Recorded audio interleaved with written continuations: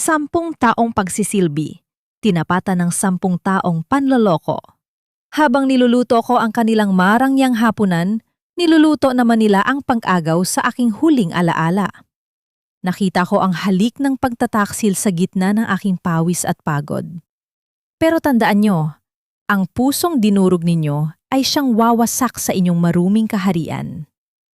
Handa na ba kayong harapin ang katotohanan?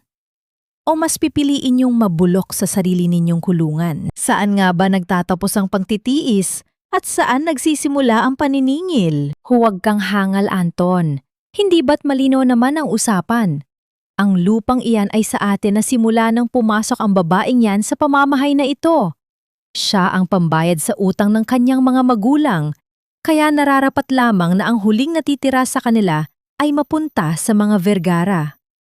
Ang tinig ni Doña Celestina ay tila isang malamig na talim na humihiwa sa katahimikan ng pasilyo. Bawat salita ay may kalakip na pangungutya na tila ba ang pagkatao ko ay isang basura lamang na kanilang pinulot sa kalsada. Napatigil ang aking mga kamay na noon ay nanginghinig habang hawak ang isang mabigat na tray ng kakanin.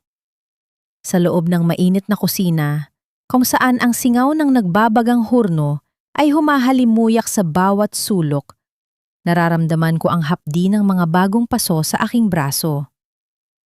Maghapon at magdamag akong hindi natulog para lamang ihanda ang lahat ng paboritong putahe ni Mama para sa kanyang ika-70 kaarawan. Ang aking mga daliri ay namamanhid na sa paghihiwa, pagmamasa at pagayos ng mga palamuti sa bawat platong ilalabas sa marangyang bulwagan. Ngunit sa likod ng pinto ng silid-aklatan, ang lahat ng aking sakripisyo ay tila naging abo sa isang iglap. But Mom, Thea still believes we're helping her transfer the title back to her name. Kapag nalaman niyang ililipat natin ito sa kumpanya ko, baka magwala siya. Sagot ni Anton, ang asawang minahal ko ng higit pa sa aking sarili. Ang lalaking pinagkatiwalaan ko ng aking buhay sa loob ng 10 taon. Walang bakas ng pag-aalinlangan sa kanyang boses. Sa halip ay may kasama pa itong mahinang tawa na tila isang biro lamang ang pagdurusa ko. Di hayaan mo siyang magwala. Anong magagawa niya? She's just a plain housewife with nothing but her name. At sa tulong ni Marissa, legal nating makukuha ang lahat. Signatures are easy to get when she trusts you too much, right? Dagdag pa ni Marissa na may kasamang tunog ng pag-untog ng mga kristal na baso, tanda ng kanilang pagdiriwang sa gitna ng aking paggagapi. Binitawan ko ang tray sa ibabaw ng lamesa nang hindi lumilikha ng anumang ingay. Ang aking lalamunan ay tila tinumbahan ng malaking bato, tuyot at mahapdi. Naramdaman ko ang bawat pintig ng aking puso na tila isang martilyo na bumubugbog sa aking dibdib. Ang lahat ng pagmamahal na ibinigay ko sa bahay na ito, ang bawat gabing tiniis ko ang kanilang pang-aalipusta para sa kapayapaan, ay nauwi lamang sa isang maruming plano. Sila ang mga taong tinawag kong pamilya. Ngunit sila rin pala ang mga aninong unti-unting sumasakal sa aking pagkatao. Sa gitna ng aking pagkalito, sinubukan kong humakbang palayo. Nais kong tumakbo, nais kong sumigaw. Ngunit ang aking mga paa ay tila nabaon sa semento. Hindi ko alam kung paano ako nakarating sa pasilyo. Patungo sa silid-trabaho ni Anton, dala ang isang baso ng tubig na tila ba ito ang magiging panangga ko sa katotohanan. Bahagyang nakabukas ang pinto, at doon, sa ilalim ng malamig na liwanag ng chandelier, ang pangalawang hagupit ay tumama sa akin ng mas matindi kaysa sa nauna. Si Anton, ang aking asawa. Nakatayo siya doon, nakayakap sa isang babaeng hindi ko kilala, ngunit bakas sa mga mata nito ang tagumpay. Ang mga kamay ni Anton na dati ay humahaplos sa aking mukha kapag ako ay pagod, ngayon ay marahas na humahawak sa bewang ng iba. Ang kanilang mga tawa ay tila isang nakatutulig na aling-aunggaw na bumabalot sa buong silid. Doon ko napagtanto na habang ako ay nagpapakasakit sa kusina para sa karangalan ng kanilang pamilya, ang asawa ko ay nagpapakasasa sa bisig ng iba. Ang basong hawak ko ay dahan-dahang nadula sa aking nanginginig na mga daliri. Hindi ito bumagsak ng may malakas na ingay, kundi tumama ito sa makapal na alpombra. Ang tubig ay dahan-dahang kumalat at humalik sa aking mga paa, kasing lamig ng aking buong pagkatao sa sandaling iyon. Nanlabo ang aking paningin dahil sa luhang pilit kong pinipigilan. Ang bawat pangarap na binuo ko sa loob ng 10 taon ay tila mga butil ng buhangin na tinangay ng malakas na agos. Tumalikod ako at naglakad patungo sa labas. Bawat hakbang ay parang pagpasa ng buong mundo. Sa labas, ang mga bisita ay masayang ang tatawanan. Ang musika ay patuloy na umaaliw sa mga taong walang malay sa krimeng nagaganap sa loob ng mansyong iyon.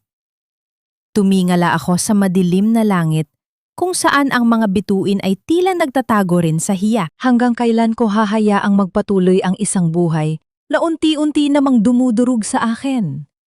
Kung ang taong minsang itinuring kong kanlungan ay siya ring pinagmumula ng aking pinakamalalim na sugat, mayroon pa bang dahilan upang manatili sa parehong landas? Habang dinadala ng malamig na hangin ng gabi ang mga luha sa aking mga pisngi, isang mabigat na tanong ang paulit-ulit na bumabalik sa aking isip. Kailan nagiging pasanin ang utang na loob?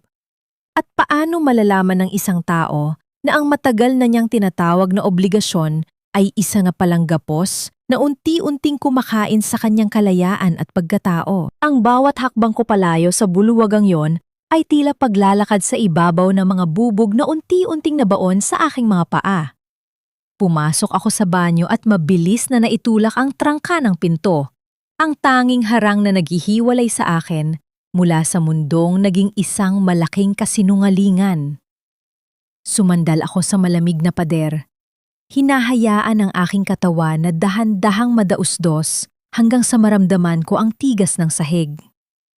Ang hangin ay tila ayaw nang pumasok sa aking baga at ang bawat mabilis na pangtibok ng aking puso ay nararamdaman ko hanggang sa aking lalamunan. Tila isang ibon na pilit kumakawala sa isang masikip na hawla. "Tia, are you in there? Buksan mo itong pinto. Napaka-unprofessional mo. Iniwan mo ang mga bisita sa labas?" Ang boses ni Anton ay umalingaw-ngaw mula sa kabilang panig. Kasunod ang malakas na pagtulak sa kahoy na pinto na nagpadama ng panghinginig sa buong paligid. Walang bakas ng pag-aalala, tanging inis at utos lamang ang dala ng bawat salita niya. Pinikit ko ang aking mga mata ng mariin. Tinatakpan ang aking mga tainga ng nanghinginig na mga kamay. Paanong ang lalaking ito? Na ilang minuto lang ang nakalilipas ay nasa bisig ng iba, ay may lakas pa ng loob na diktahan ang aking bawat galaw. Naghintay ako hanggang sa marinig ko ang kanyang mga yabag na unti-unting lumalayo. Bawat hakbang niya ay tila isang pasanin na nababawa sa aking dibdib. Alam ko, hindi na ako pwedeng manatili rito. Ang mansyong ito na dati kong itinuturing na tahanan ay isa na ngayong libingan ng aking dangal. Kinuha ko ang aking luma at kupas na pitaka, ang tanging bagay na hindi nila pagmamay-ari. At sa gitna ng kadiliman ng gabi, lumabas ako sa pintuan sa likod. Ang amoy ng ulan na nagbababad sa tuyong lupa ay humahalo sa aking mga luha habang tinatahak ko ang daan patungo sa isang lugar na matagal ko na hindi pinupuntahan. Ang pasilidad kung saan nakatira si Thalia ay tila isang anino sa gitna ng malawak na harden, tahimik at mapanganib ang katahimikan. Sa likod ng mga rehas ng bintana sa dulo ng pasilyo, nakita ko siya. Ang aking kambal, ang aking refleksyon, ngunit may ibang ningning sa mga mata. Nakaupo siya sa gilid ng kama, ang kanyang mga mata ay tila nakatitig sa kawalan. Ngunit nang marinig niya ang aking paglapit, ang kanyang paningin ay mabilis na tumuon sa akin. Matalas at puno ng talino na hindi kayang burahin ng anumang gamot. "Tia?" Ang kanyang boses ay tila isang mahinang bulong, ngunit puno ng awtoridad. Lumapit ako sa kanya at dahan-dahang hinubad ang aking suot na blusa. Sa ilalim ng malamig na liwanag ng bumbilya, nakita niya ang lahat. Ang mga pasa na kulay ube at asul sa aking balikat. Ang mga bakas ng mahihigpit na daliri sa aking braso. At ang sugat sa aking kaluluwa na hindi na kayang itago. Naramdaman ko ang pag-init ng kanyang mga palad habang hinahawakan niya ang aking mga sugat. Ang kanyang katawan ay nagsisimulang manginig sa matinding galit na tila isang bulkang malapit ng sumabog. Is ito ang ibinigay nilang buhay sa iyo kapalit ng iyong pananahimik? Is ito ang paraan ng pagmamahal ni Anton? Tanong ni Thalia. Ang bawat salita ay may kalakip na pait. Hindi ako makasagot. Tanging ang malalakas na hikbi lamang ang lumalabas sa aking bibig habang isinusubsub ko ang aking mukha sa kanyang balikat. Sa loob ng 10 taon, ako ang nagprotekta sa kanya mula sa labas. Ngunit na yon, napagtanto ko na ako pala ang kailangang iligtas mula sa impyernong pinasukan ko. Hinawakan ni Thalia ang aking mukha. Ang kanyang mga mata ay nag-aapoy sa determinasyon. Huwag ka nang umiyak, kambal ko. Ang 10 taon mong pagdurusa ay sapat na. Sila ang nagturo sa atin kung paano maging biktima. Ngayon, tuturuan natin sila kung paano mawalan. Dahan-dahan niyang kinuha ang aking damit at isinuot ito habang ibinibigay niya sa akin ang kanyang simpleng puting damit.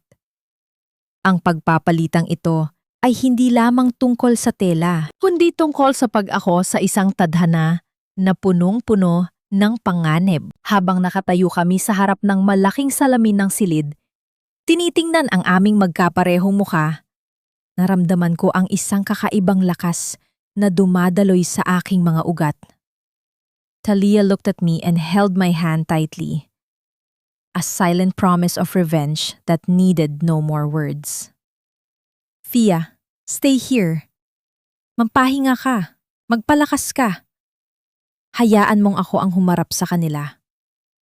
I will make sure na bawat patak ng luha mo ay babayaran nila ng higit pa sa kanilang yaman. Tumalikod siya at naglakad patungo sa pinto.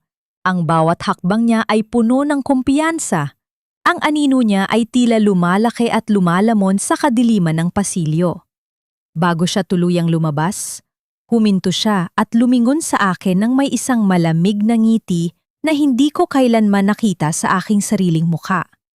Ang hangin ay tila naging yelo sa sandaling yon at ang katahimikan ng pasilidad ay nabasag ng kanyang huling banta. Mula ngayon, ako na ang asawa mo, Anton.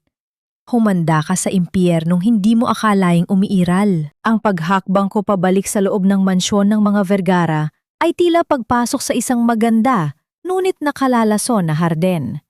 Ang bawat sulok ng bahay ay bumubuga ng halimuyak ng mga mamahaling bulaklak ng liryo. Ngunit sa ilalim ng bang-o nito ay nanunuot ang lansa ng mga lihim at kasinungalingang pilit nilang ikinukubli. Habang naglalakad ako sa makintab na sahig na yari sa marmol, naramdaman ko ang bawat tingin ng mga katulong na tila nagtataka sa aking pananahimik.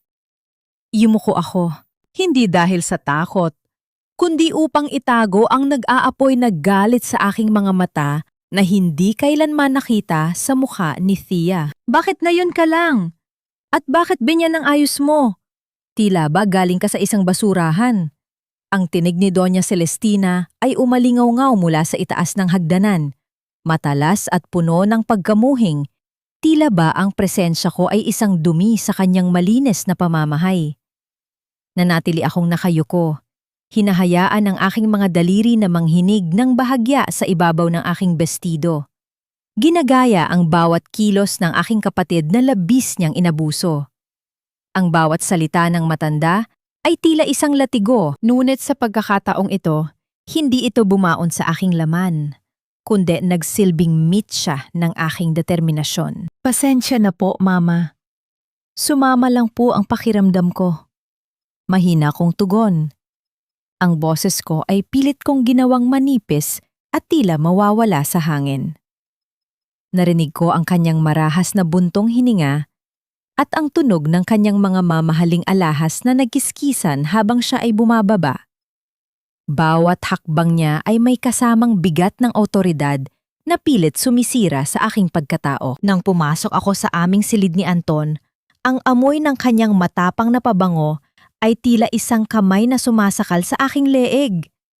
Nakatayo siya sa tapat ng bintana, may hawak na baso ng alak at ang kanyang anino ay tila isang halimaw na nakabantay sa bawat galaw ko. "Thea, you look different tonight. Parang may kakaiba sa mga kilos mo," sabi niya habang dahan-dahang lumalapit. Ang kanyang mga mata ay tila sinusuri ang bawat hibla ng aking muka. Naramdaman ko ang pahingilabot sa aking batok nang haplusin niya ang aking buhok. Isang haplos na dapat ay puno ng pagmamahal, ngunit puno ng pagnanais na kumontrol. "Pagod lang ako, Anton. Can we just rest?" Sagot ko, pilit na umiiwas sa kanyang tingin. May bahagyang pagkalito sa kanyang muka, isang kislap ng hinala na tila ba may nahahalata siyang hindi niya maipaliwanag. Ngunit bago pa man siya makapagsalita muli, tumunog ang telepono sa kanyang mesa at ang kanyang pansin ay mabilis na naiba.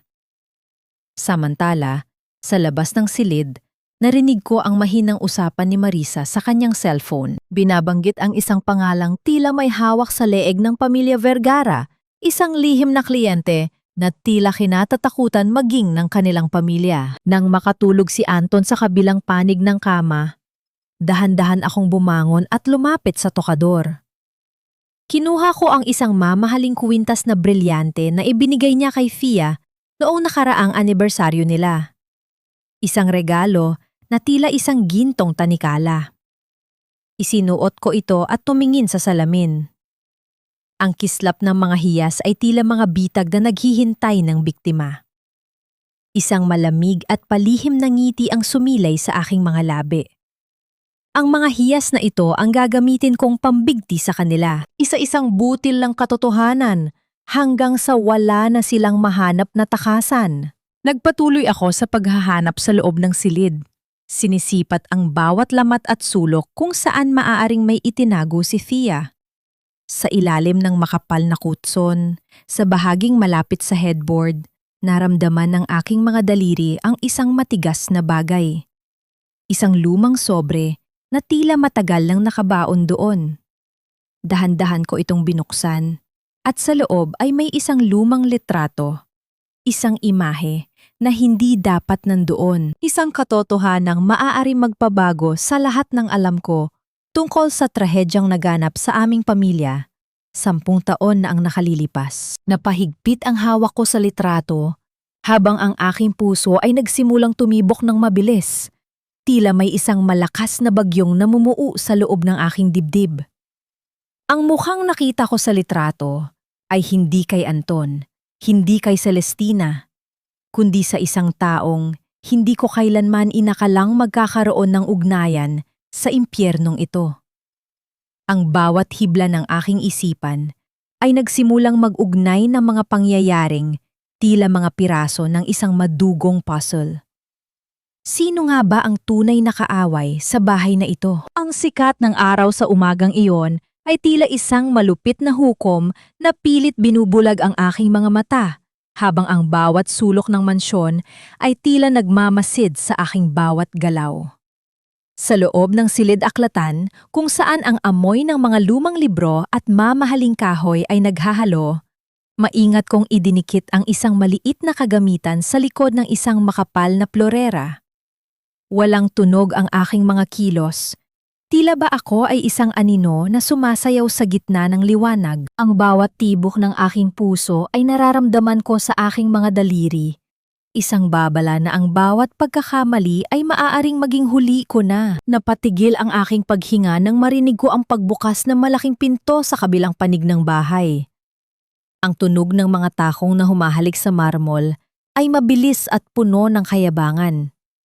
Iyon si Celine, ang babaeng nakita ko sa bisig ni Anton noong nakaraang gabi. Pumasok siya sa loob ng bahay na tila ba siya ang bagong reyna.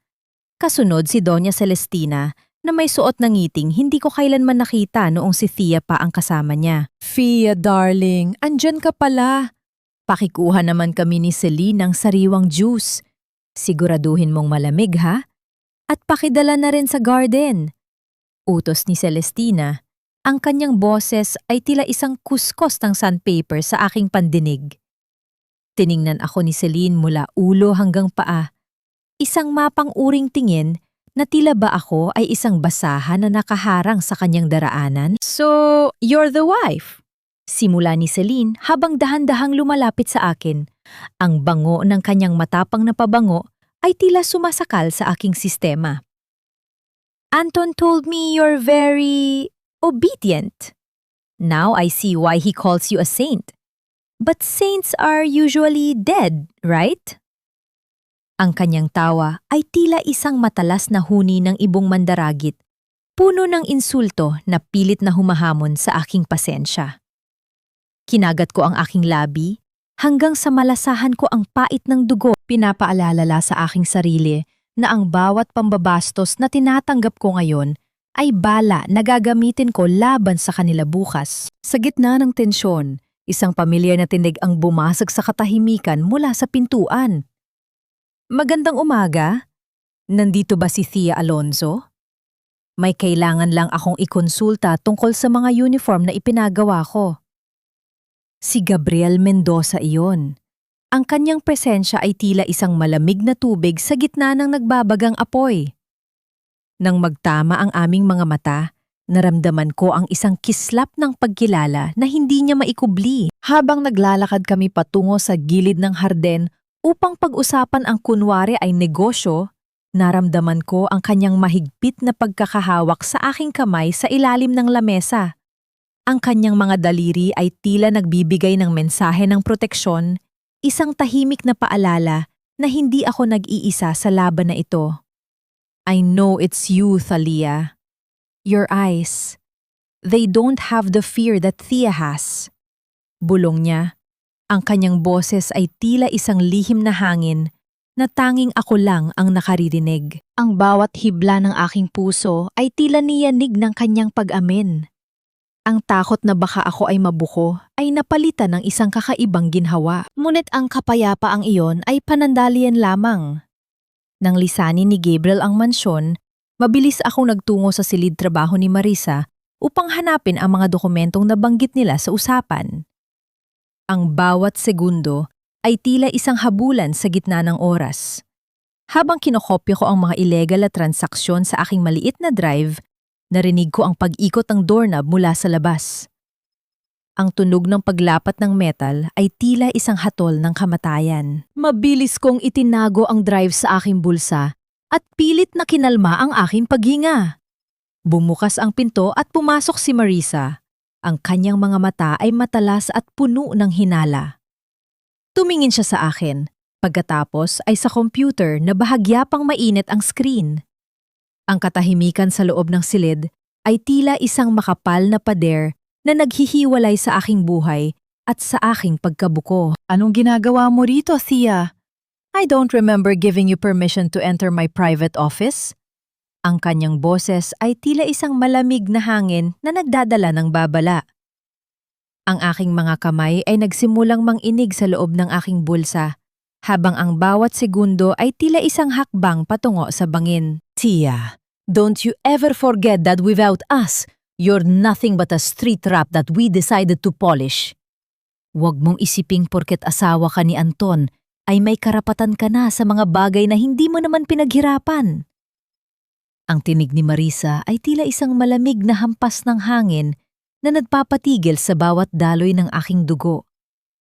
Nakatayo siya sa tapat ng pintuan. Ang kanyang mga mata ay naniningkit sa hinala habang ang kanyang mga daliri ay mariing nakahawak sa hamba ng pinto. Tila ba handa siyang sumugod sa anumang sandali. Mabilis kong ibinaba ang hawak na feather duster at pilit na pinakalma ang aking puso na tila gustong tumalon palabas ng aking dibdib. Naglilinis lang ako, Marisa. Maalikabok na kasi ang mga shelf mo at baka bumahing ka na naman mamaya. Mahina akong tugon, ginagaya ang boses ni Thea na laging may kasamang panghinginig at takot.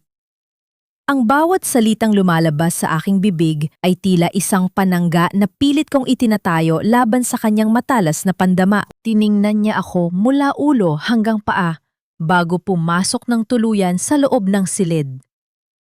Ang tunay na paglapat ng pinto sa hamba nito ay nagdulot ng isang matigas na yanig sa buong silid.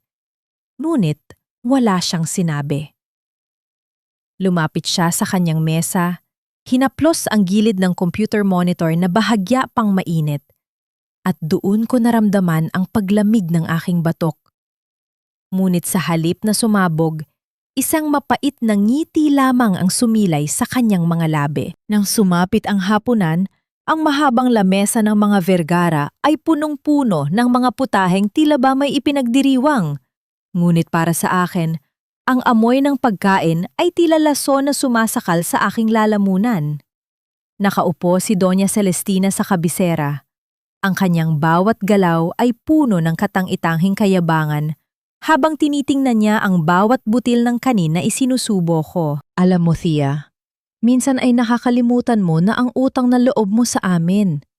Kung hindi dahil sa pamilya Vergara, mabulok na sana ang tatay mo sa ospital at ang kapatid mong baliw ay nasa kalsada na ngayon. You should be grateful na pinatira ka namin dito at ginawang asawa ng anak ko. Simula ni Celestina, ang bawat salita niya ay tila isang latigo na paulit-ulit na humahampas sa aking danggal. Uminom ako ng tubig at dahan-dahang itinigil ang aking pagkain. Tiningnan ko siya ng diretsyo sa mga mata, isang bagay na hindi kailanman ginawa ni Thea. Opo, Mama. Napakalaki po talaga ng utang na loob namin. Kaya nga po ginagawa ko ang lahat para maging maayos na asawa kay Anton, hindi ba? Kahit na ang kapalit nito ay ang aking buong pagkatao. Tugon ko nang may kasamang matalinhagang ngiti. Ang katahimikan sa hapag ay tila isang makapal na kumot na biglang bumalot sa kanila. Nakita ko ang pagkabigla sa mga mata ni Celestina. Tila ba nakaramdam siya ng isang munting tusok sa kanyang balat na hindi niya agad maipaliwanag. Nang matapos ang hapunan, pumasok si Anton sa aming silid na amoy alak at puno ng galit. Ang kanyang mga hakbang ay hindi pantay, at ang bawat pagtama ng kanyang sapato sa sahig ay tila isang babala ng paparating na bagyo. Thea, what was that earlier?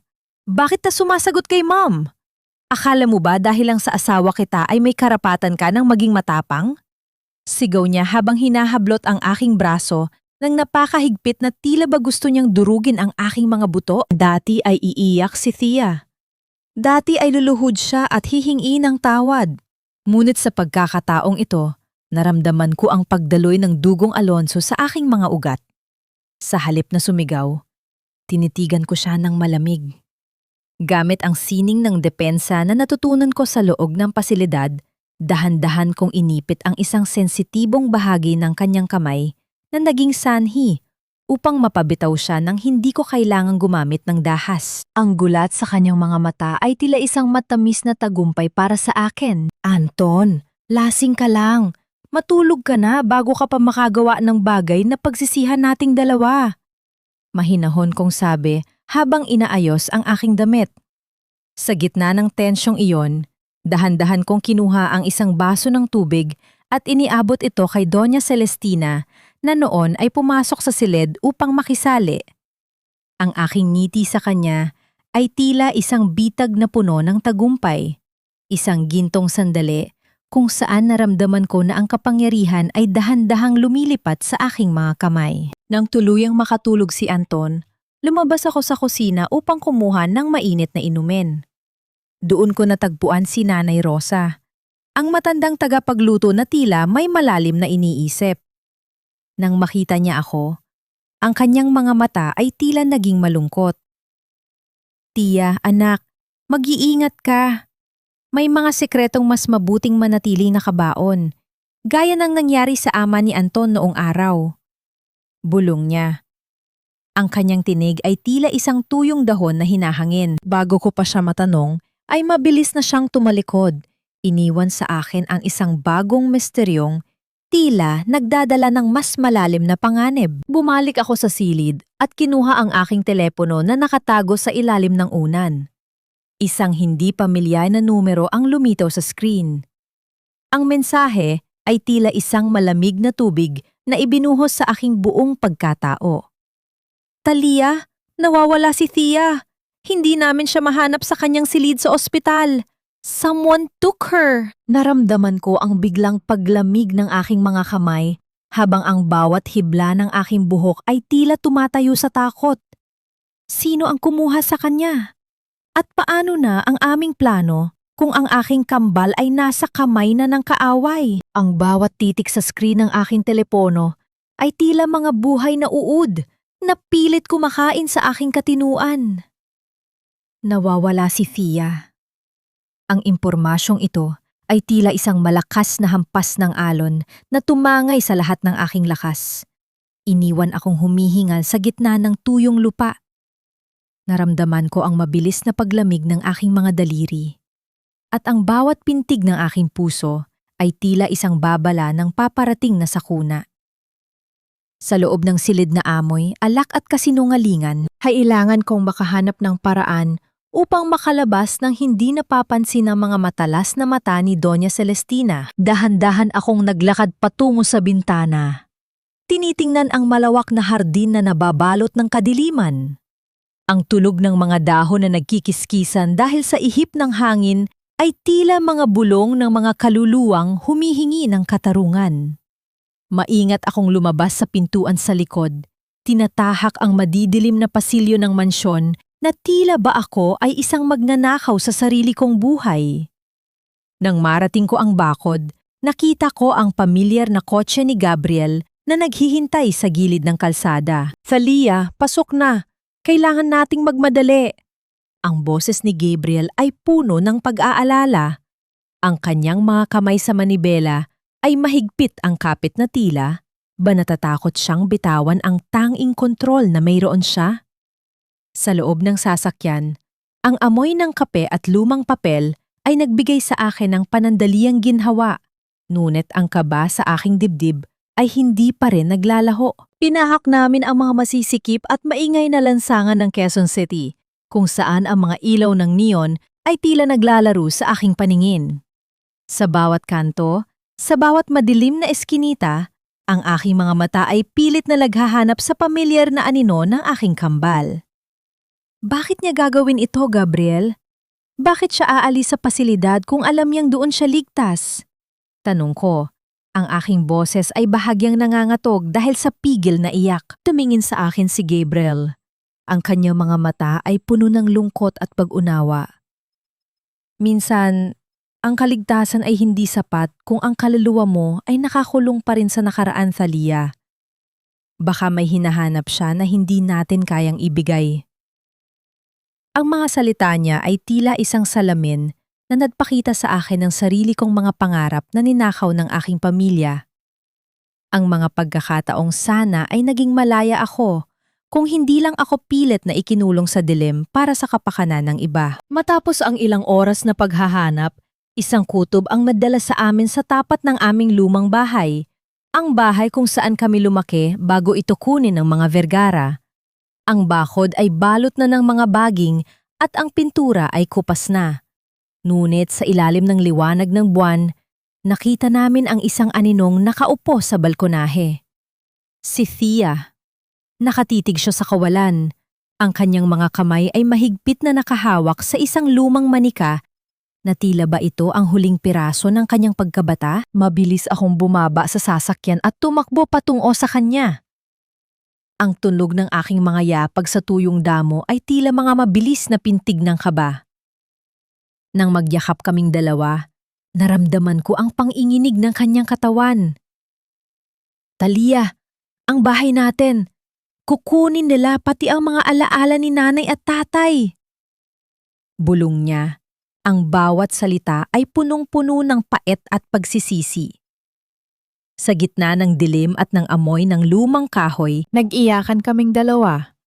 Isang pag-iyak na tila naglalabas ng 10 taong pait at pasakit. Naupo kami sa balkonahe habang ang ulan ay nagsisimulang pumatak sa bubong, lumilikha ng isang mabigat at malungkot na himig. Kinuha ni Gabriel ang isang simpleng tinapay sa kanyang bag at pinaghatian namin tatlo. Sa gitna ng ulan, sa ilalim ng tumutulong bubong ng aming lumang tahanan, ang simpleng tinapay na iyon ay tila mas masarap pa sa anumang handa sa mansyon ng mga Vergara. Iyon ang aming golden moment. Isang sandali ng wagas na katotohanan sa gitna ng mundong puno ng pagkukunwari. "Bakit ka bumalik dito, Thea?" Tanong ko habang hinahaplos ang kanyang buhok. Itinuro niya ang isang bahagi ng sahig na bahagyang nakaangat. May itinago ako rito bago ako ikasal kay Anton. Isang bagay na hindi niya dapat mahanap. Naramdaman ko ang muling pagkabuhay ng pag-asa sa aking puso. May laban pa kami, ngunit ang aming sandali ng kapayapaan ay biglang nabasag. Sa di kalayuan, nakita namin ang isang pamilyar na sasakyan na dahan-dahang dumadaan sa harap ng bahay. Ang ilaw nito ay tila mga mata ng isang lobo na naghahanap ng biktima. Iyon ang kotse ni Marisa. Ang kanyang paghinto sa tapat ng aming pinagtataguan ay nagdulot ng isang matinding katahimikan na tila ba maging ang ulan ay napatigil sa takot. Nakita ko ang dahan-dahang pagbaba ng salamin ng kanyang sasakyan at ang liwanag mula sa dashboard ay tumama sa kanyang mga matatalas na mata. Ang bawat hibla ng aking katawan ay nanigas. Alam ba niya? Nakita ba niya si Gabriel? O ang mas malala? Nakita ba niya kaming dalawang magkaiba, ngunit iisang mukha? Akala ko ba ay masama ang iyong pakiramdam? Bakit napadpad ang isang may sakit sa gitna ng ulan at sa lugar na tila isang pugad na ng mga daga? Ang tinig ni Marisa ay tila isang malupit na hagupit ng hangin na bumasag sa katahimikan ng gabi. Nakatayo siya sa labas ng kanyang sasakyan, payong sa isang kamay at ang kabilang kamay ay nakapamulsa, habang ang liwanag ng headlight ay tila mga matang nansusuri sa bawat sulok ng lumang balkonahe kung saan ako nakatayo. Naramdaman ko ang mabilis na pag-atake ng panginginig sa aking mga tuhod. Sa likod ko, sa loob ng madilim na silid ng aming lumang bahay, ay nakatago si Thea at Gabriel. Ang kanilang mga paghinga ay pilit nilang pinatitigil upang hindi makalika ng anumang tunog. Ang aking puso ay tila isang martilyo na walang tigil sa pagbugbog sa aking dibdib. Ngunit ang aking mukha ay nanatiling tila isang pader ng yelo. Nais ko lang sanang bisitahin ang mga alaala ni Nanay at Tatay Marisa. Minsan kasi sa mansyon ninyo, nakakalimutan ko na kung sino talaga ako. Mahina akong sagot. Ang boses ko ay pilit kong ginawang malungkot at tila mawawala sa hangin, gaya ng nakasanayang tono ni Thea. Dahan-dahan akong bumaba sa hagdanan. Hinahayaan ng ulan na magbabad sa aking balikat, isang sakripisyo upang hindi na niya maisipang pumasok pa sa loob. Humakbang si Marisa palapit. Ang bawat pagdiin ng kanyang sapatos sa basang lupa ay tila isang babala. You're acting very strange lately, Thea. Simula ng gabing iyon, tila ba may iba sa mga mata mo? At bakit may isa pang sasakyang nakaparada sa kabilang kanto? Is there someone else here? Ang kanyang mga mata ay naniningkit sa hinala. Ang talino ng isang abogado ay pilit na humahanap ng lamat sa aking pagkukunyari. Huminga ako ng malalim. Hinahayaan ang lamig ng ulan na magpatibay sa aking determinasyon. Sasakyan? Baka sa mga kapitbahay lang yon. Alam mo namang wala akong ibang matatakbuhan kundi ang mga Vergara, hindi ba? Yun naman ang laging ipinapaalala ni Mama Celestina. Tumingin ako ng diretso sa kanya at sa pagkakataong ito, hindi ko na hinayaang ang takot ang manaig. But since nandito ka na rin lang, Marisa, gusto ko sanang itanong, ano ang Bright Capital at Emerald Holdings? Nakita ko kasi ang mga pangalang iyon sa ilang dokumento habang naglilinis ako sa office mo. Mukhang napaka-importante ng mga ito. Nakita ko ang panandaliang paghinto ng kanyang paghinga. Ang kanyang matikas na tindig ay tila bahagyang nayanig at ang kislap ng hinala sa kanyang mga mata ay napalitan ng isang malalim na kaba na pilit niyang itinatago. Ang mandaraya ay nakatagpo ng kanyang katapat. Those are confidential files, Thea. You have no business looking at them. Baka nakakalimutan mo, asawa ka lang ni Anton, hindi ka bahagi ng kumpanya. Mabilis niyang bawi, ngunit ang pang-ininig sa kanyang tinig ay hindi nakatakas sa aking pandinig. Naglakad ako palapit sa kanya hanggang sa maging magkalapit ang aming mga mukha. Sa gitna ng dilim at ulan, naramdaman ko ang takot na dahan-dahang lumilipat mula sa akin patungo sa kanya. Itinaas ko ang aking kamay at dahan-dahang inayos ang gusot sa collar ng kanyang mamahaling puting blazer. I know, Marissa. I'm just a housewife. But even a housewife knows when something smells like a rotten fish. Be careful. Baka madumihan ang puti mong blazer sa dumi ng pamilyang ito. Iyon ang aking golden moment. Isang banayad na pagpapakita ng kapangyarihan na tila isang lason na dahan-dahang papasok sa kanyang sistema. Napaatras si Marissa. Ang kanyang mukha ay tila naging papel sa kaputlaan. Hindi na siya nakapagsalita pa. Mabilis siyang tumalikod at bumalik sa kanyang sasakyan. Ang muling pag-ungol ng makina ng kanyang sasakyan ay tila isang buntong hininga ng pagtakas.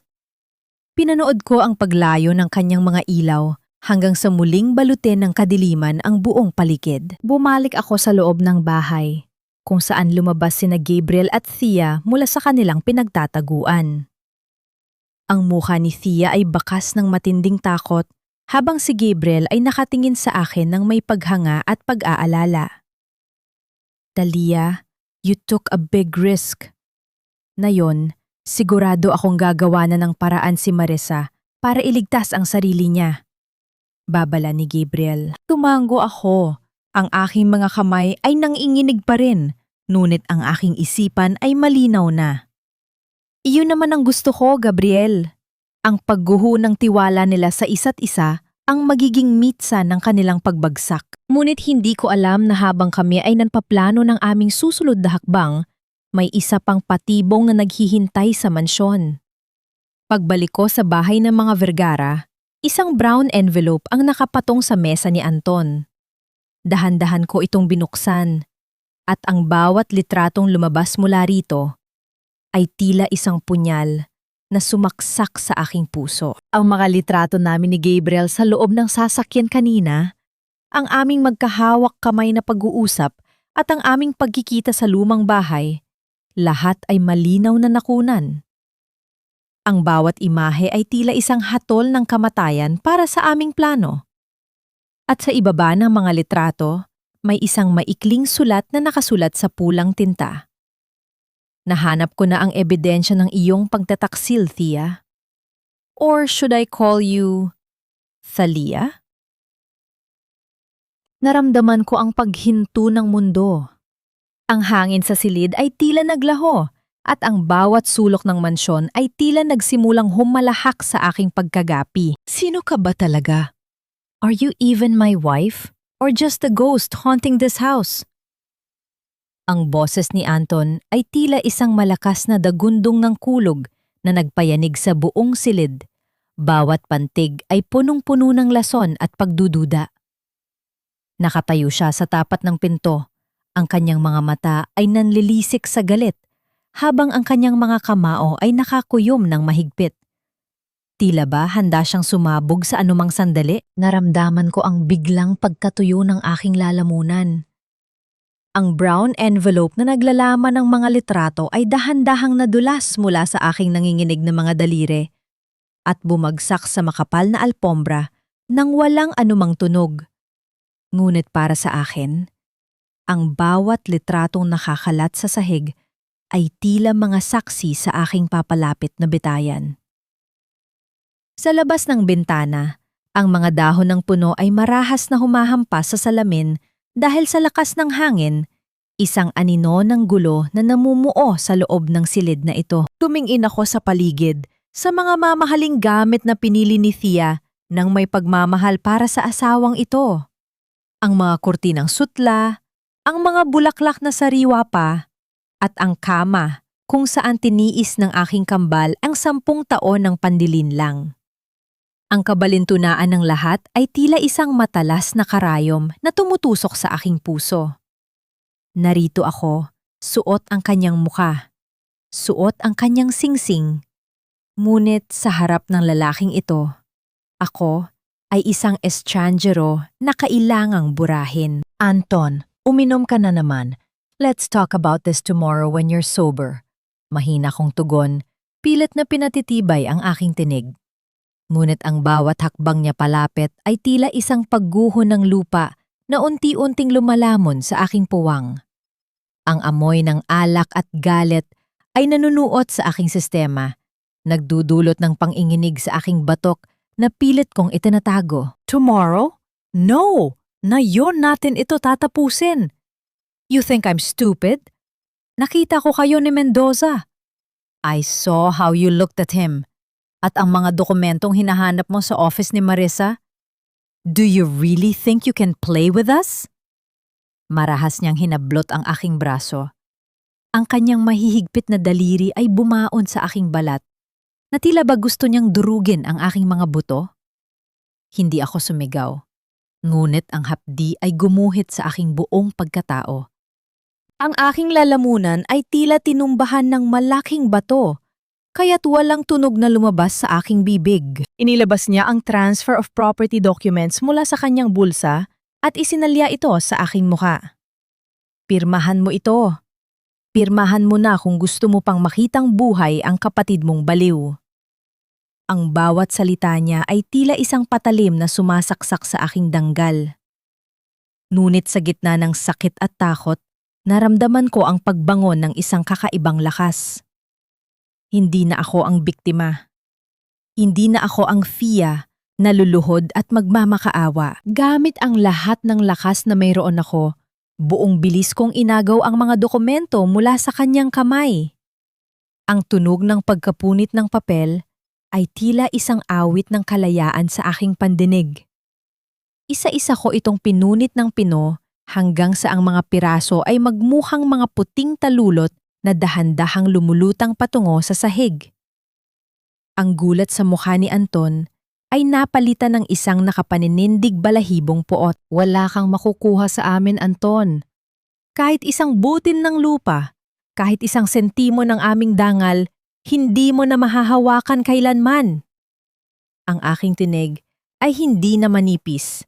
Ito ay matatag at puno ng awtoridad na tila ba ang boses ni Thalia ay tuluyan ng lumitaw sa gitna ng pagkukunyari. Sa gitna ng aming pagtatalo, pumasok si Doña Celestina sa silid.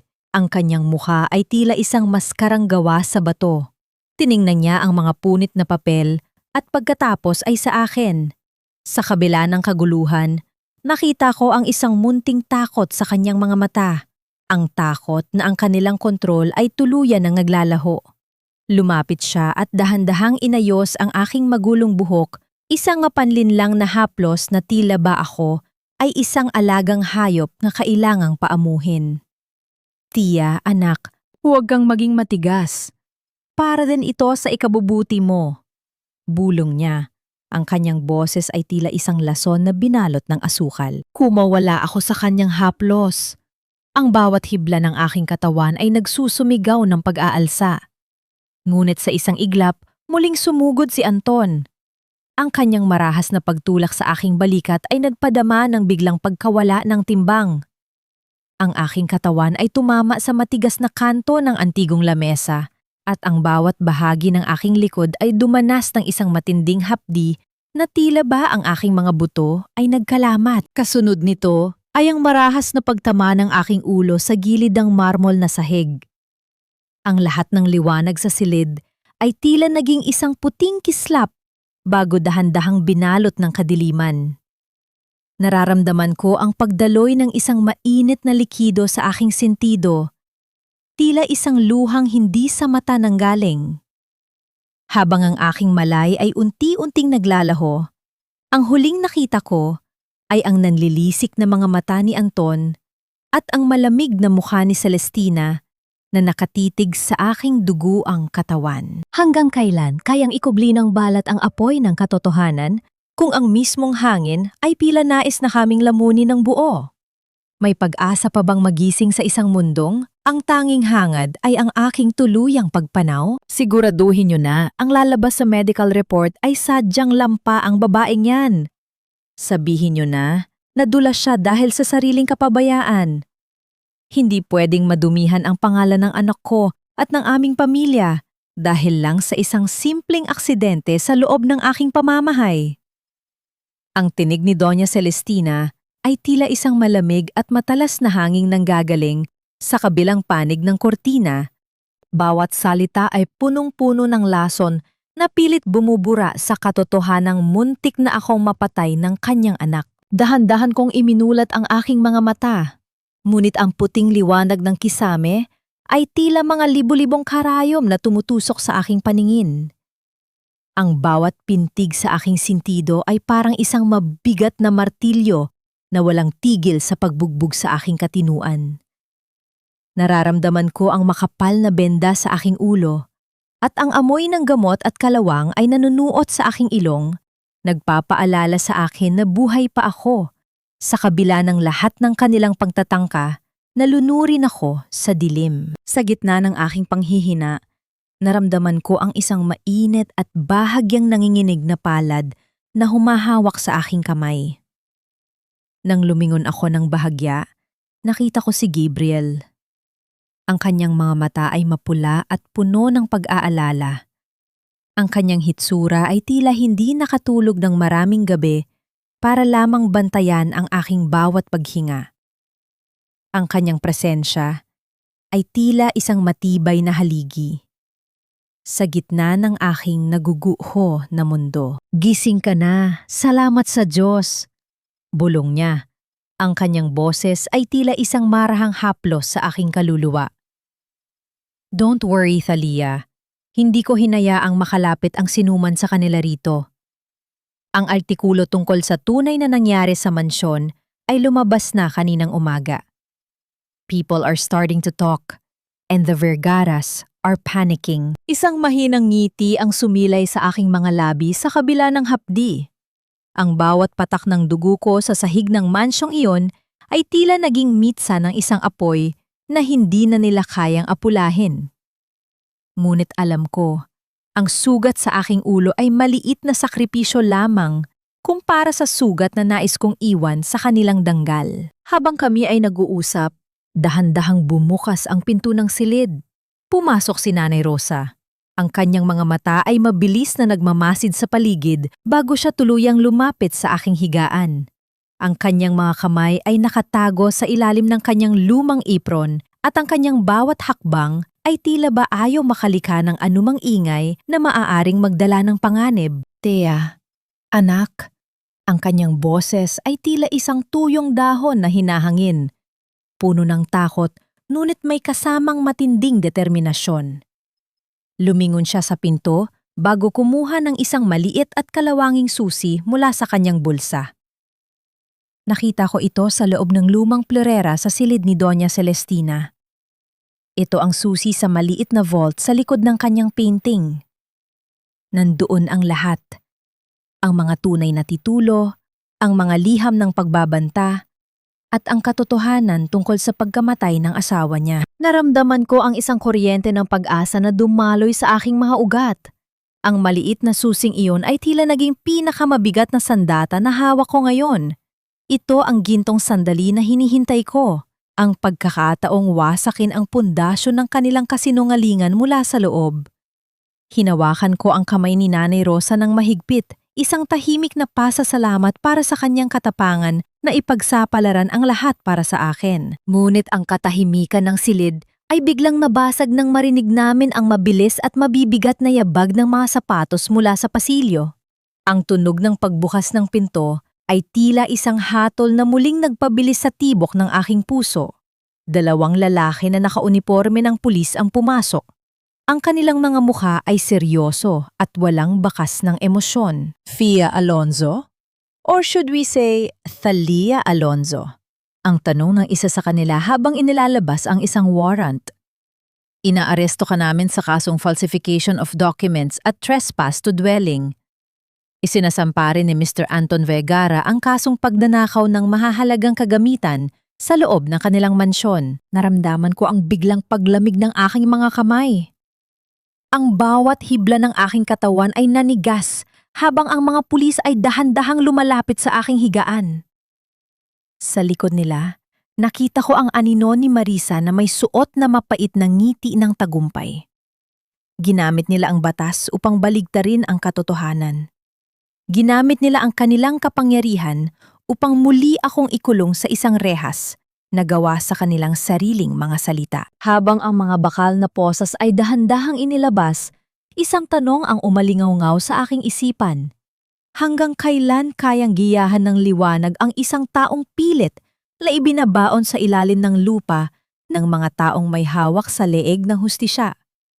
May puwang pa ba ang pag-asa kung ang bawat hakbang patungo sa kalayaan ay tila isang bitag na sadyang inilaan para sa aking tuluyang pagbagsak? Ang malamig na rehas ng pansamantalang selda ay hindi naging sapat upang pawiin ang nag-aapoy na determinasyon sa aking dibdib. Sa tulong ng matapang na abogadong dala ni Gabriel at ang banta ng pag-ere ng buong pangyayari sa pambansang telebisyon, napilitang palayain ako ng mga awtoridad bago pa man sumapit ang hating gabi. Inakala ni na Marisa at Anton na ang kanilang kapangyarihan ay sapat na upang tuluyan akong patahimikin sa loob ng kulungan, at ang maling akalang ito ang naging pinakamalaki nilang pagkakamali. Habang sila ay mahimbing na natutulog at nadiriwang sa kanilang wad na tagumpay, tahimik akong naglakad pabalik sa mismong impyernong tinakasan ko, gamit ang mga lihim na lagusan na tanging ang mga taong nakayuko lamang ang nakakaalam. Ang buong mansyon ng mga Vergara ay binalot ng isang nakapaning ilabot na katahimikan, tila isang natutulog na halimaw na walang kamalay-malay sa lason na unti-unting gumagapang sa kanyang mga ugat. Dahan-dahan kong inihakbang ang aking mga paa sa malamig na marmol na sahig. Iniiwasan ang bawat bahagi ng kahoy na maaaring magkanulo sa aking presensya. Ang sugat sa aking ulo ay patuloy na nagpaparamdam ng matinding hapdi, ngunit ang bawat kirot nito ay nagsilbing gasolina sa aking layunin. Nang marating ko ang tapat ng silid ni Doña Celestina, pinigil ko ang aking paghinga. Hinawakan ko ang malamig na metalang seradura at sa isang banayad na galaw, bumukas ang pinto patungo sa pinakamatibay na kuta ng kanyang mga lihim. Ang amoy ng mamahaling pabango at lumang papel ay sumalubong sa akin sa loob ng madilim na silid. Dumiretso ako sa likod ng malaking painting ng yumaong Don Vergara tulad ng inilarawan ni Nanay Rosa. Nang maingat kong maiusog ang mabigat na kwadro, bumungad sa akin ang isang maliit na pinto ng bakal na nakabaon sa pader. Kinuha ko ang kalawanging susi mula sa aking bulsa at ipinasok ito sa butas. Ang banayad na pag-ikot ng metal sa loob ng kandado ay tila pag-ikot ng mismong tadhana. Ang huling harang sa katotohanan ay tuluyan ng bumigay ng walang anumang ingay. Tumambad sa aking paningin ang mga salansa ng papel, mga lumang pasaporte at mga bank books na nakapangalan sa mga kumpanyang hindi kailanman lumitaw sa opisyal na record ng kanilang negosyo. Nanginginig ang aking mga daliri habang binubuklat ang mga dokumento. Narito ang mga wad na titulo ng lupa ng iba't ibang pamilyang tulad namin ay naging biktima ng kanilang utang na loob. Ngunit ang nagpatigil sa pagtibok ng aking puso ay isang lumang sobreng naglalaman ng isang medical report at isang liham na may bakas ng natuyong dugo. Ang nakasulat doon ay hindi isang simpleng atake sa puso ang ikinamatay ng matandang Vergara, kundi isang unti-unting pagkalason na mismong ang asawa nito ang nagplano. Sa gitna ng malamig na sikat ng buwan na tumatagos mula sa bintana, tumayo ako ng tuwid habang mahigpit na hawak ang mga dokumento sa aking dibdib. Wala na ang panginginig ng aking mga tuhod. Wala na ang takot na matagal nilang itinanim sa aking isipan. Sa sandaling yun, hindi na ako ang aliping nakayuko sa kanilang harapan. Ako ay tila isang reyna na buong tapang na bumabangon mula sa mga abo ng kanilang kasinungalingan. Handang panagutin ang bawat kaluluwang nagkasala sa aming pamilya. Ngunit ang gintong sandaling yon ay panandalian lamang. Ang mga ilaw sa silid ay biglang suminde, nakabubulag at malupit. Sa tapat ng pintuan ay nakatayo si Doña Celestina. Ang kanyang mukha ay nababalot ng isang matinding gulat na unti-unting napalitan ng pot nang makita niya ang nakabukas na vault at ang mga papel sa aking kamay. Ang kanyang matikas na tindig ay bahagyang layanig, ngunit pilit niyang pinanatili ang kanyang mapagmataas na mukha. Buhay ka pa pala at may lakas pa ng loob na bumalik upang magnakaw sa aking silid. Wala kang makukuha riyan, Thea. Kahit anong gawin mo, walang maniniwala sa isang baliw na tulad mo. Ang kanyang boses ay tila isang yelo na pilit humihiwa sa aking katatagan. Ngunit, ang bahagyang pang-inginig ng kanyang mga labi ay nagkanulo sa kanyang tunay na nararamdaman. Itinaas ko ang liham na may bakas ng dugo. Ang aking mga mata ay nakatitig ng diretso sa kanyang nanlalaking mga paningin. Hindi ako nagnanakaw, Mama Celestina. Kinukuha ko lang ang hustisyang matagal ninyong ibinaon. At kung ang baliw na sinasabi ninyo ay hawak ang katibayan na nilaso ninyo ang inyong sariling asawa, sa tingin ko ay magiging napaka-interesante ng kwentong ito sa husgado. Ngunit ang mas gusto kong malaman, sino ang ikatlong taong tinutukoy sa liham na ito? Sino ang tumulong sa inyo upang pabagsakin si Don Vergara? Nakita ko ang tuluyang pagguho ng kanyang maskara. Ang kulay sa kanyang mukha ay naglaho at ang kanyang mga tuhod ay pila nawalan ng lakas. Napakapit siya sa gilid ng pinto habang ang kanyang paghinga ay naging mabigat at putol-putol.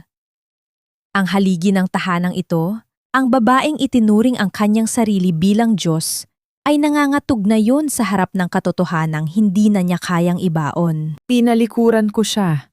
Dala ang mga ebidensyang wawasak sa kanilang imperyo. Naglakad ako palabas ng silid patungo sa madilim na pasilyo. Bawat hakbang ko ay puno ng kapayapaan na nalalapit na ang aming kalayaan. Ngunit bago pa man ako makarating sa hagdanan, isang malaking anino ang humarang sa aking daraanan, si Anton. Ang kanyang mga mata ay mapula, walang anumang bakas ng katinuan, at ang amoy ng alak na humahalo sa pawis ay nagpapahiwatig ng kanyang pagkawala sa sarili. Dahan-dahan niyang itinaas ang kanyang kanang kamay. Ang malamig na dulo ng isang itim na bakal ay nakatutok ng diretso sa aking dibdib. Handang kumitil ng buhay nang walang anumang pag-aalinlangan. Walang lumabas na salita sa kanyang mga labi. Tanging ang pamumuo ng kamatayan sa kanyang mga mata habang ang aking sariling hininga ay tila naputol sa kalagitnaan ng gabi. Ang malamig na dulo ng baril ay tila isang nakangangang bungangan ng kamatayan handang lumamon sa huling hibla ng aking pag-asa. Nakatutok ito ng tuwid sa aking dibdib, hawak ng mga nanginginig na kamay ni Anton na ngayon ay basang-basa ng malamig na pawis. Ang kanyang mga mata na dati ay puno ng mapagmataas na kumpiyansa, ngayon ay nagpapakita ng isang nakapanlulumong kahinaan at pagkalito. Ang hangin sa pasilyo ay tila naging makapal. Bawat paghinga ko ay may kasamang pait at kaba na umaalon sa aking mga ugat. Akala mo ba hindi ko alam kung gaano ninyo ako hinuhusgahan? Akala mo ba madaling maging isang Vergara, Thea? Ang boses ni Anton ay nabasag. Tila isang basong ibinato sa pader. Ang kanyang bawat salita ay may kalakip na hikbi na pilit niyang nilalabanan ng galit. Buong buhay ko, anino lang ako ng perpektong imahe ni Mama. Ako ang lalaki, pero ako ang pinakawalang silbi sa paningin niya. Kaya kailangan kitang saktan, Thea. Kailangan kong maramdaman na may kontrol ako, na may isang taong mas mababa sa akin, na may isang taong luluhod sa akin kahit gaano pa ako kawalang kwenta. Naramdaman ko ang pagkirot ng aking puso, hindi para sa kanya, kundi para sa 10 taong nasayang ang aking kapatid dahil sa kahinaan ng lalaking ito. Ang halimaw na kinatatakutan ni Thea ay isa lamang palang duwag na nagtatago sa likod ng kayamanan at dahas upang takpan ang sariling mga kakulangan. Tiningnan ko siya ng diretso sa mga mata. Ang aking mukha ay walang kahit anong bakas ng takot. Tanging purong awa sa kanyang nakalulunos na kalagayan. Bago pa man ako makapagsalita, upang ibigay ang huling suntok ng katotohanan, isang matapang na tinig ang umalingaw-ngaw mula sa itaas ng hagdanan. Isang tinig na matagal nang ibinaon sa takot, ngunit ngayon ay bumangon ng may lakas ng isang nag-aalborotong bagyo. Hindi mo na kailanman mararamdaman ang kapangyarihang yon, Anton? Dahan-dahang humakbang pababa mula sa mga anino ang isang figurang pamilyar na pamilyar sa aming dalawa. Si Thea. Ang tunay na Thea. Wala na ang mga luhang lading naglalaro sa kanyang mga mata. Wala na ang panginginig sa kanyang mga balikat. Suot ang isang simpleng damit, ang bawat paghakbang niya ay may dalang bigat ng isang babaeng tuluyan nang lumaya mula sa kanyang mga tanikala. Mabilis na lumingon si Anton. Ang kanyang baril ay pabalik-balik na nakatutok sa aming dalawa. Ang pagkalito ay tuluyang sumira sa natitira niyang katinuan. Dalawang mukha, dalawang babaeng may iisang anyo, ngunit may magkaibang apoy sa mga mata. Sino sa inyo? Sino ang tunay na asawa ko? Niloloko niyo ba ako? Sigaw niya. Ang kanyang tinig ay nag-etso sa buong mansyon, habang ang kanyang mga luha ng pagkabaliw ay sunod-sunod na pumatak sa malamig na sahig. Dahan-dahang naglakad si Thea palapit sa akin. Hindi alintana ang nakatutok na baril. Nang marating niya ang aking tabi, inabot niya ang aking nanginginig na kamay at mahigpit itong hinawakan. Ang init ng kanyang palad ay tila isang panangga na nagpatibay sa aking kaluluwa. Sabay kaming tumingin kay Anton. Magkahawak kamay, magkakampi. Sa sandaling iyon, naramdaman ko ang aming golden moment. Isang tahimik na sumpaan na hindi na kami kailanman mag-iisa, na ang bawat sugat ng nakaraan ay sabay naming paghihilumin. Ako ang asawa mo, Anton. Matatag na sagot ni Thea. Ang kanyang boses ay tila kulog na yumanig sa pagkatao ng kanyang mapang-abuso. Pero ang Thea na pagmamay-ari mo ay matagal nang namatay sa loob ng bahay na ito. Ang kaharap mo ngayon ay ang babaeng tatapos sa lahat ng kasamaan ninyo. Sa mga sandaling iyon, ang nagkikislapang asul at pulang ilaw mula sa labas ng bintana ay nag-anunsyo ng pagdating ng mga awtoridad na pinangungunahan ni Gabriel. Ang matining na wail ng kanilang mga sasakyan ay pumila sa katahimikan ng gabi, nagdadala ng pangako ng hustisya. Sa labas ng pasilyo, sa gilid ng aking paningin, nakita ko ang anino ni Marisa na mabilis ngunit patagong naglalakad pababa patungo sa likod ng bahay. Tatakas ba siya upang iligtas ang sarili at iiwan ang kanyang pamilya sa pagkaguho o mayroon pa siyang huling baraha na itinatago? Nataranta si Anton. Ang pagdating ng mga pulis, ang malamig na titig naming magkapatid at ang pagguho ng kanyang mundo ay labis na para sa kanyang katinuan. Ang kanyang daliri ay mahigpit na pumulupot sa gatilyo. Ipinikit ko ang aking mga mata at hinigpitan ang hawak sa kamay ng aking kambal. Isang matalim na putok ng baril ang yumanig sa buong pasilyo. Naglabas ng mabilis na kislap ng apoy at masangsang na amoy ng pulbura na pumuno sa hangin. Ngunit sa pagdilat ng aking mga mata, walang sinuman sa aming magkapatid ang bumagsak at ang dugo na dahan-dahang tumulo sa malamig na marmol ay hindi sa amin nanggaling. Ang usok mula sa baril ng isa sa mga pulis na mabilis na nakapasok sa pasilyo ay dahan-dahang humalo sa malamig na hangin ng gabi. Ang dugo na pumatak sa makintab na marmol ay hindi nanggaling sa amin ng aking kambal, kundi mula sa mismong braso ni Anton, dahilan upang mabitawan niya ang kanyang sandata na mabilis na gumulong palayo sa kanyang mga paa. Ang kanyang pagbagsak sa sahig habang namimilipit sa matinding sakit ay tila ang pormal na pagbagsak ng imperyo ng mga Vergara. Wala na ang halimaw na matagal nang naghasik ng takot sa buhay ni Thea.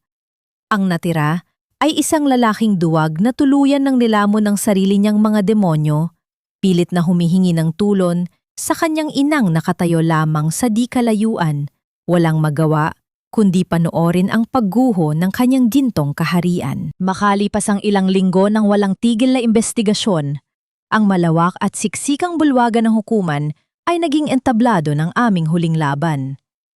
Ang amoy ng lumang kahoy na pinaghalong lamig ng hangin ay tila nagpapabigat sa bawat hininga ng mga taong nag-aabang sa resulta ng kaso.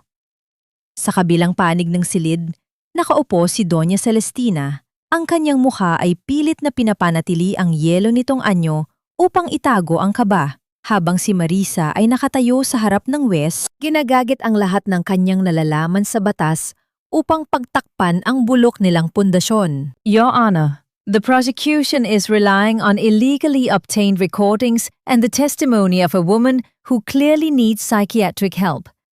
This is nothing but a desperate attempt of the Alonzo sisters to extort money from my respectable family. Ang tinig ni Marisa ay matalas at puno ng kayabangan. Ang kanyang mga kamay ay mahigpit na nakahawak sa gilid ng mesa upang itago ang panginginig ng kanyang mga daliri.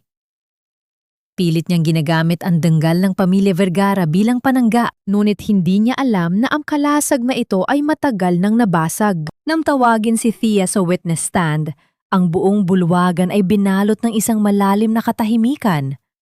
Wala nang panginginig sa kanyang mga hakbang.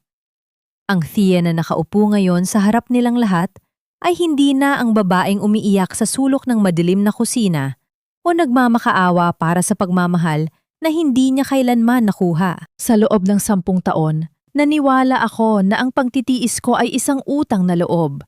Tinanggap ko ang bawat sampal, bawat pang-iinsulto at bawat panlilinlang dahil akala ko iyon ang tama.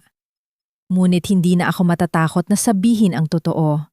Ako si Thea Alonzo at narito ako upang bawiin ang dangal na tinapakan ninyo ng paulit-ulit. Ang kanyang tinig ay hindi sumisigaw, ngunit ito ay tila isang kulog na yumanig sa konsensya ng bawat taong nakikinig, isang tinig ng purong paglaya. Kasunod ng kanyang matapang na salaysay ay ang pagpapalabas ni Gabriel ng mga nakalap naming ebidensya. Ang buong silid ay nakasaksi sa pag-ilaw ng malaking screen, kung saan umalingaw-ngaw ang mga boses ni Anton at Celestina habang pinaplano ang pag-agaw sa aming lupa at ang kanilang patuloy na paglilinis ng maruming salapi. Ngunit ang pinakamabigat na dagok ay ang pagbabasa ng hukom sa nilalaman ng liham na natagpuan ko sa vault. Ang katunayang nilason ni Celestina ang kanyang sariling asawa upang makuha ang buong pamamahala sa yaman ng mga Vergara. Ang mga dati nilang kaalyado, ang mga politiko madalas dumalo sa kanilang mararangyang handaan, ay unti-unting umiwas ng tingin, tila ba diring-diri sa presensya ng pamilyang dati nilang sinasamba at kinatatakutan. Nang formal na basahin ng Wes ang hatol na nagpapatunay sa kanilang mga patong-patong na kasalanan, lumingon si Thea kay Doña Celestina. Hinihintay ng matanda ang isang tingin ng pot, marahil isang mapanuyang ngiti ng tagumpay mula sa babaeng dating ang inaalipin at itinuturing na basura. Ngunit wala. Ang tanging ibinigay ni Thea sa kanya ay isang malalim at mapayapang tingin ng purong awa. Isang awa para sa isang babaeng ginugol ang buong buhay sa paghahanap ng kapangyarihan, ngunit magtatapos sa loob ng isang malamig na selda na walang sinumang nagmamahal. Ang tinging iyon ang pinakamatalas na patalim na tuluyang bumaon sa puso ng mapagmataas na byuda. Sa kalagitnaan ng pagkakagulo ng media, matapos ang pagbasa ng hatol, napansin kong wala na si Marisa sa kanyang kinatatayuan. Ang upuan ng abogadang pilit, nagtanggol sa kasinungalingan ay naiwang walang laman, tanging ang kanya mga nilamukot na papel ang natira. Dahil sa pagkawala ng kanyang lisensya at sa patong-patong na kasong haharapin, tila pinili niyang tumakas sa kalagitnaan ng kaguluhan. Ngunit saan pupunta ang isang taong sanay sa karanyaan kapag wala na siyang pangalan, pera at pamilya na magsisilbing panangga sa matalas na panghuhusga ng mundo? Makalipas ang ilang araw, binalot ng madilim at mabigat na ulap ang kalangitan sa tapat ng mansyon ng mga Vergara. Ang mga sasakyan ng pulis ay nakaparada sa mismong harden na dati ay ginagamit upang ipagmalaki ang kanilang estado sa lipunan. Sa gitna ng kanyang mga mamahaling antigong florera at mga painting na galing pa sa ibang bansa, tuluyan ng pinusasan si Doña Celestina. Ang kanyang mga alahas ay tila nawalan ng ningning at ang kanyang matikas na tindig ay tuluyan ng bumigay habang inalalayan siya ng mga pulis palabas ng pinto. Habang inilalabas siya sa bahay na matagal niyang ginawang kulungan para sa iba, ang mga mata niya ay nakatitig na lamang sa kalawakan, naghihintay sa panghabang buhay na anino na lalamon sa kanyang nalalabing mga araw. Ang opisyal na dokumentong nagpapatunay ng aking kalayaan mula sa anumang sakit sa pag-iisip ay may dalang bigat na hindi matatawaran ng anumang ginto. Hawak ko ang papel na nagbura sa 10 taong pilit nilang idinikit sa aking pangalan at kasama nito ang orihinal na titulo ng aming lupa na malinaw na nakapangalan muli sa pamilya Alonzo. Bago tuluyang lisanin ang mansyon ng mga Vergara na inilit na ng gobyerno, dumaan kami ni Thea sa likod bahay kung saan naroon ang isang malaking lata ng basurahan. Isa-isa niyang inihulog ang mga lumang litrato nila ni Anton, ang kanyang mga punit na apron na naging saksi sa kanyang pagkaalipin, at ang mga huling bakas ng kanyang pagiging biktima. Ang paglapit ng nag-aapoy na pusporo sa mga nakasalansang papel ay lumikha ng isang mainit na liwanag na sumayaw sa aming mga mata. Pinanood namin ng tahimik kung paano unti-unting naging abo ang mga alaalang nagbigay sa amin ng labis na sakit. Ang maitim na usok nito ay tuluyan ng dinala ng hangin papalayo sa aming bagong simula. Kinahaponan, dinalaw namin ang puntod ni nanay at tatay. Ang malamig na simoy ng hangin sa sementeryo ay tila isang mahigpit na yakap mula sa kabilang buhay habang inilalapag namin ang mga sariwang bulaklak sa ibabaw ng malamig na bato. Tahimik na umiyak si Thea, ngunit ang kanyang mga luha ngayon ay hindi na naglalaman ng pait at takot, kundi purong kaluwagan. "Malaya na po kami, Nay, Tay." Bulong niya habang inihahagod ang kanyang mga daliri sa nakaukit na pangalan ng aming mga magulang. Pag-uwi namin sa aming lumang bahay, nagpasya kaming magtanim ng isang maliit na puno ng nara sa gitna ng malawak at bakanting bakuran. Ang aming mga kamay ay nabalot ng mamasa-masang lupa habang maingat naming ibinabaon ang mga ugat nito sa lalim ng lupa. Ang punong ito ay hindi basta halaman lamang para sa amin. Ito ang magiging simbolo ng aming katatagan, isang pangako na kahit gaano kalakas ang bagyong dumaan, ang aming pamilya ay mananatiling nakatayo at hindi kailanman mababali ng sinuman. Sa pagtayo ko upang pagpagan ang aking mga kamay at damit, naramdaman ko ang banayad na paglapit ni Gabriel mula sa aking likuran. Kinuha niya ang isang malinis na panyo mula sa kanyang bulsa at dahan-dahang pinunasan ang mansa ng lupa sa aking pisingi. Ang kanyang panghawak ay puno ng pag-iingat at labis na paggalang. Tila ba ako ay isang mamahaling porselana na maingat niyang natagpuan mula sa mga guho ng digmaan. Nagtama ang aming mga mata at sa loob ng maikling sandaling iyon, ang magulong mundo sa aming paligid ay tila huminto sa pang-inog. Ang init na dumaloy sa aking dibdib ay nagdala ng isang kilig at katanungang matagal ko nang iniiwasan. Sa pagtatapos ng aming paghihiganti at paghahanap ng hustisya, may puwang na kaya sa aking pusong sugatan para sa isang pag-ibig na walang hinihining kapalit at handang maghintay hanggang ako ay tuluyang maghilom. Ngunit ang katahimikan ng aming hapon ay mabilis na nag-ambala nang lumapit ang isang kartero sa aming tarangkahan.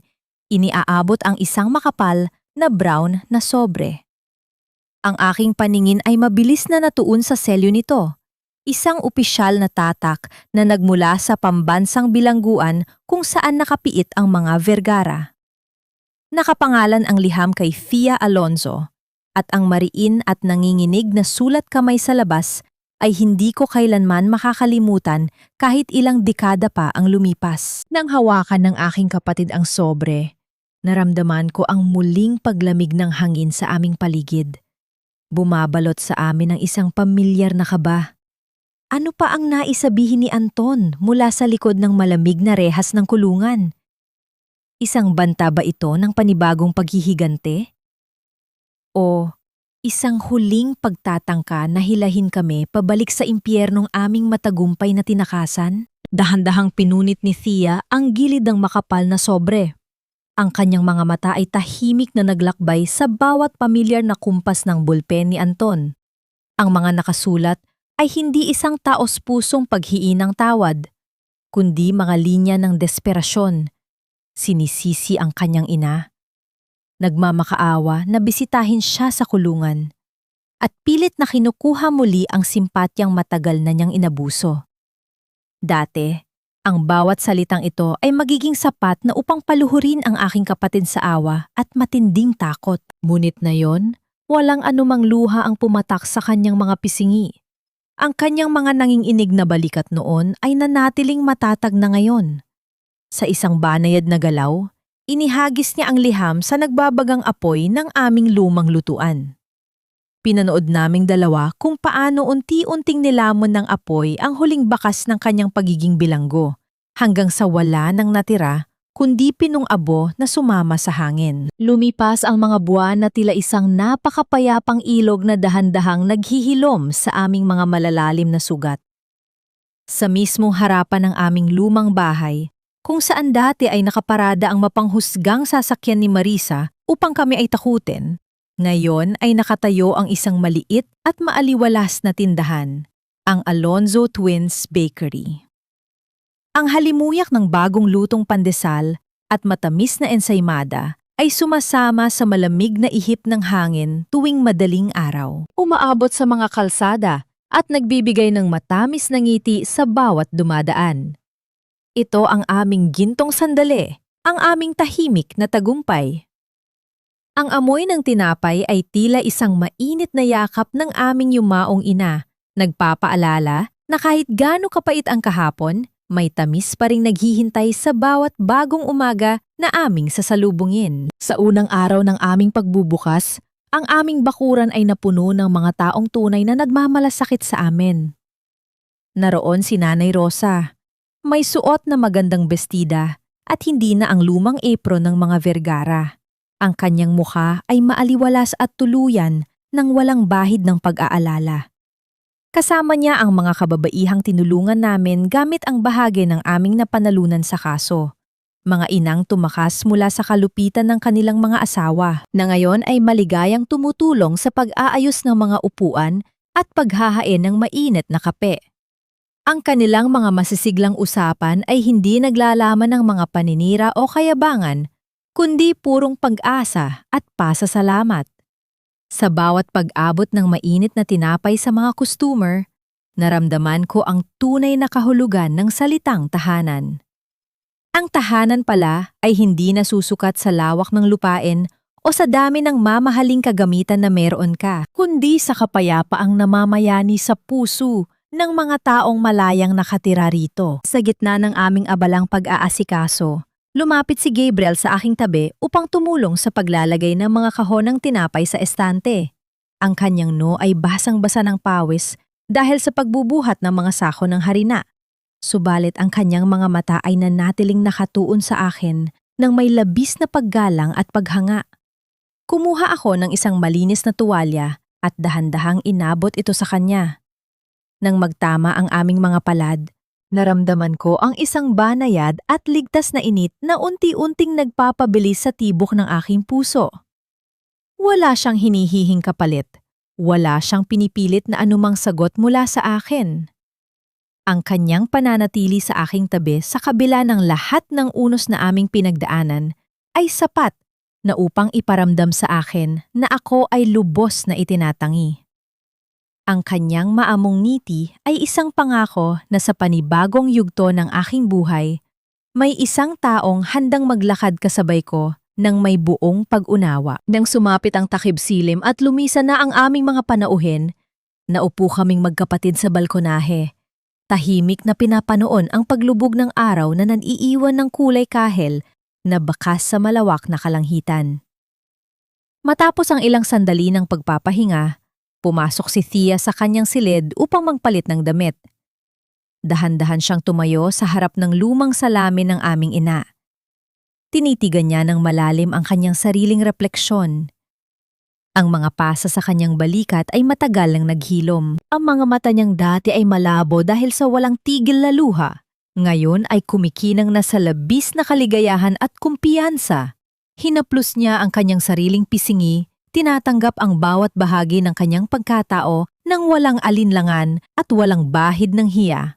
Ang kanyang dibdib ay umangat sa isang malalim at mapayapang paghinga at sa kauna-unahang pagkakataon sa loob ng 10 taon, iginuhit niya sa kanyang mga labi ang isang ngiting buo at walang halong takot. Tumingin siya ng diretso sa kanyang sarili at buong tapang na binigkas ang mga salitang nagpalaya sa kanyang kaluluwa. Ako ay malaya na. 5 taon na ang lumipas mula nang tuluyang gumuho ang mapagmataas na imperyo ng mga Vergara. Sa isang maliit at madilim na paupahang bahay sa masukal na bahagi ng Maynila, nakaupo si Doña Celestina sa isang kupas na silyang yantok. Ang pamilyar na halimuyak ng kanyang mga mamahaling pabango ay matagal nang napalitan ng amoy ng lumang kahoy at alikabok na nagmumula sa butas-butas na bubungan.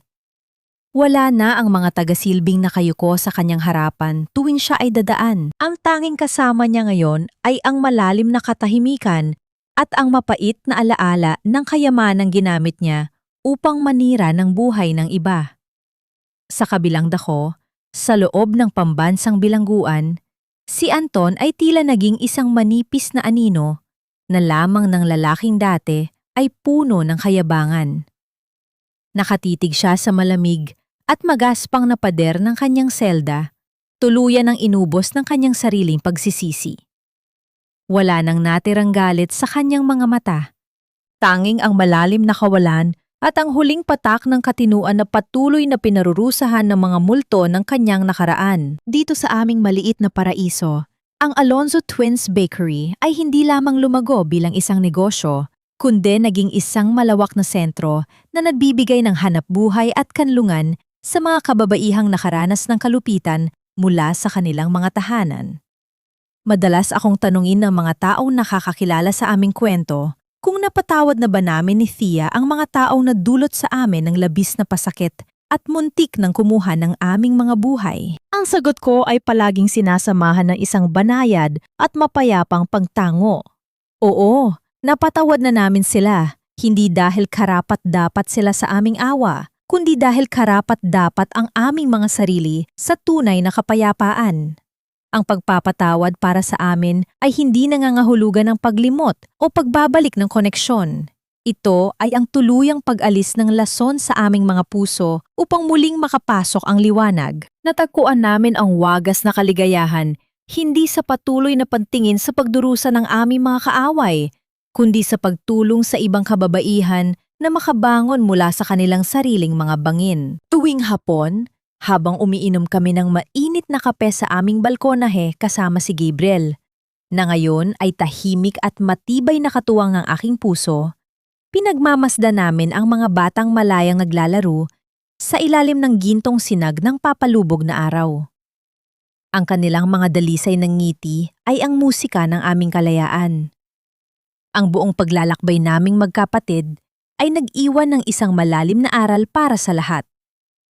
May mga kulungang walang rehas, mga seldang ginawa mula sa takot, maling pag-unawa sa utang na loob, at mga banta ng mga taong nag-aakalang hawak nila ang mundo.